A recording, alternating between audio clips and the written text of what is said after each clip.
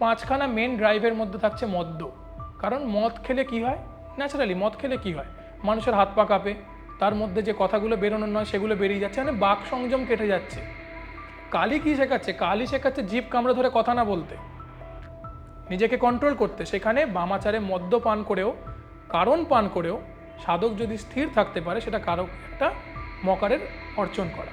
তেমনি হচ্ছে গিয়ে মৈথুন, মৈথুন অবস্থাতেও যখন, মৈথুনরত অবস্থাতেও যখন পুরুষ নিজের কোনো কিছু স্খলন করছে না, তাইও সেটাও হচ্ছে নিজেকে কন্ট্রোল করা, মানে সেলফ কন্ট্রোল। বামাচারের জিনিসগুলো খুব র্যাশ, ওয়ার্ডগুলো খুব র্যাশ, কিন্তু আলটিমেটলি জিনিসগুলো কিন্তু সব কিছুই মানে খুব টেকনিক্যাল। তন্ত্র মানেই খুব ভয়ের কোনো কিছু, তা কিন্তু কোনো কালেই নয়। তন্ত্রকে শুধুমাত্র একটা সাধনের পদ্ধতি, যেমন বৈদিক পদ্ধতি পূজা পদ্ধতি, তেমনি তন্ত্রও একটি পূজা পদ্ধতি, সেখানে ভয়ের কিছু নেই।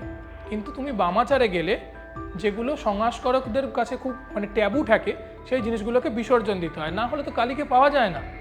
তুমি শ্মশান থেকে বাড়ি এসছো, কাউকে দাহ করতে গেছো, বাড়ি এসে আগুন ছুটছো, দাঁত মাজছো, চান করছো, কাপড় পাল্টাচ্ছ, তবে ঘরে ঢুকছো, নিম পাতা চিবোচ্ছ। কিন্তু যে সাধক, সে ওই যে বললাম, সে মূত্রে এবং গঙ্গাজলে সমজ্ঞান করবে, তার কাছে শ্মশান ভূমি হচ্ছে পুণ্যভূমি, সে শ্মশানেই সিদ্ধি লাভ করবে।